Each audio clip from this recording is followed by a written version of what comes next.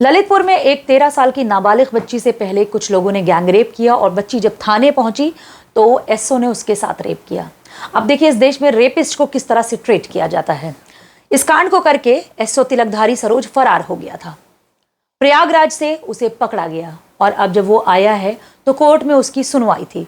तो कोर्ट में तिलकधारी सरोज साहब को बहुत गर्मी लग रही थी, लिहाजा वो सीईओ की एयर कंडीशन गाड़ी में वो कोर्ट पहुंचे और कोर्ट जब वो पहुंचे तो सुनवाई में टाइम था।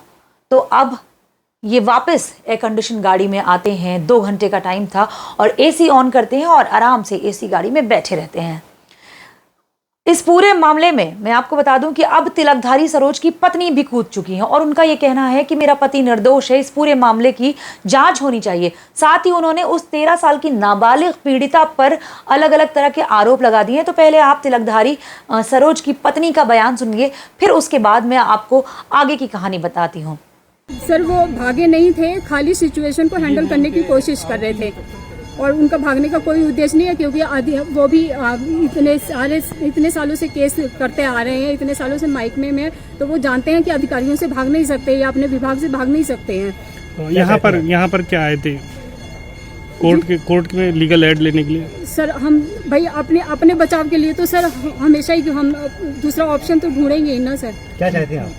सर यही है, चाहते हैं कि बस निष्पक्ष जांच हो और मेरे पति बिल्कुल निर्दोष है और उनकी पूरी तरह से जांच हो और जो भी एलिगेशन लगाए गए हैं उनको पूरी तरह से नजरअंदाज ना करके उनको गहनता से चेक किया जाए।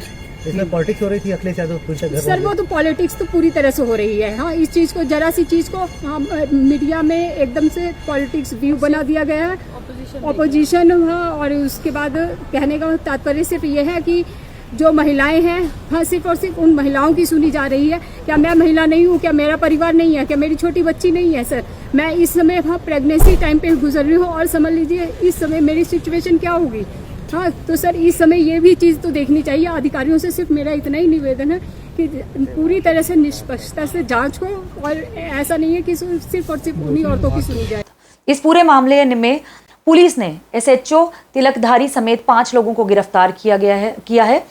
एसएचओ को प्रयागराज से बुधवार को पुलिस ने पकड़ा था और पीड़िता की मौसी को भी पुलिस ने गिरफ्तार कर लिया था। चूंकि पीड़िता की जो मौसी थी उनका एक बेटा भी इन्वॉल्व था, तो उनके ऊपर भी आरोप लगा है कि उन्होंने अपने बेटे को बचाने के लिए अपनी भांजी को एसओ के कमरे पर ले जाकर पहुंचाया और उसे सौंप दिया।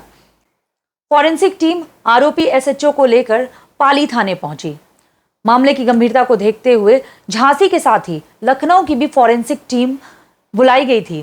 टीम ने पूरे थाने के अलावा जहां जहां एसएचओ उस पीड़िता के साथ बैठे थे, हर उन जगहों पर सैंपल इकट्ठा किया। जहां पर जिस कमरे में रेप की बात कही गई, जहां पर रेप का आरोप लगा, वहां पर भी सैंपल इकट्ठा किया गया। कुछ बेडशीट इकट्ठा की गई, कुछ कपड़े इकट्ठा किए गए और सबको जो है टेस्ट के लिए भेज दिया गया है। पूरा मैं आपको मामला बताती हूँ कैसे, पॉइंट टू पॉइंट।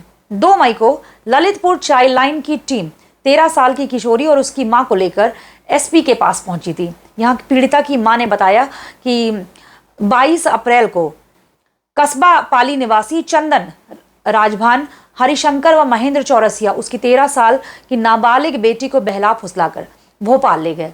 वहां 3 दिन तक उसका रेप करते रहे।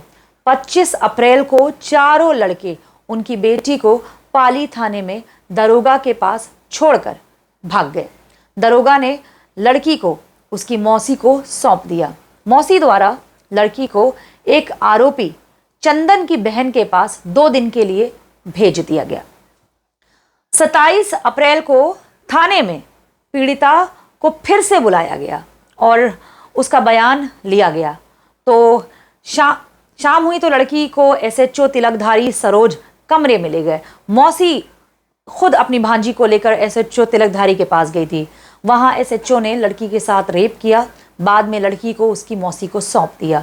इसकी कोई भी सूचना लड़की के माता पिता को नहीं दी गई है। मैंने ये बात पहले वीडियो में भी आपको बताई थी कि इस पूरे के पूरे कांड में माँ बाप को कुछ बताया नहीं गया। 30 अप्रैल को लड़की को दोबारा थाने बुलाया गया। एसएचओ द्वारा पीड़िता को चाइल्ड लाइन को सौंप दिया गया। चाइल्ड लाइन में जब काउंसलिंग हुई तो पीड़िता ने एसएचओ के रेप की घटना को बताया और उसी के बाद से हाहाकार मच गया, जिसके बाद पूरे के पूरे थाने को लाइन हाजिर कर दिया गया। 2 मई को एसपी के आदेश पर पहले आरोपी थानाध्यक्ष पाली, तिलकधारी सिंह सरोज, चंदन, राजभान, हरिशंकर, महेंद्र चौरसिया और पीड़िता की मौसी के खिलाफ केस दर्ज किया गया। 29 पुलिसकर्मियों को, पूरे मामले में 29 पुलिसकर्मियों को लाइन हाजिर किया गया है। थाने में रेप की खबर से ललितपुर से लखनऊ तक हड़कंप मचा हुआ था। एडीजी जोन भानु भास्कर ने पूरे खाली पाली थाने के 29 पुलिसकर्मियों को लाइन हाजिर कर दिया। इसमें 6 एसआई, 6 हेड कांस्टेबल, 10 सिपाही, 5 महिला आरक्षी, 1 चालक और 1 फॉलोअर शामिल है। तो ये पूरी की पूरी घटना है और तिलकधारी सरोज का भी आप बयान ज़रूर सुनिए इस वीडियो में, किस तरह से वो कह रहा है कि मैं निर्दोष हूँ, मुझे फंसाया गया है, और उसकी पत्नी भी यही बात कह रही है। और एकदम सही जांच करा बेईमानदारी। ये फॉर्मेलिटी ये नहीं कि बस हम आ गए हैं तो ये दे दीजिए, जांच कर ले और जांच में यदि मैं दोषी हूँ तो फिर चलिए क्या कहना है कि आप मतलब 100%।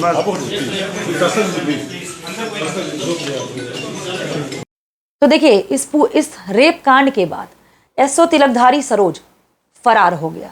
प्रयागराज से उसको गिरफ्तार किया गया और अब जब वो वापस आया है तो सीना तान करके कह रहा है कि वो निर्दोष है, उसे फंसाया गया है। तिलकधारी सरोज की पत्नी भी मैदान में कूद पड़ी है। देखना है इस मामले में पीड़िता को इंसाफ मिलता है या नहीं मिलता है, क्योंकि अभी इसमें बहुत सारी राज खुलेंगे, बहुत परत दर परत बातें हमारे सामने आएंगी।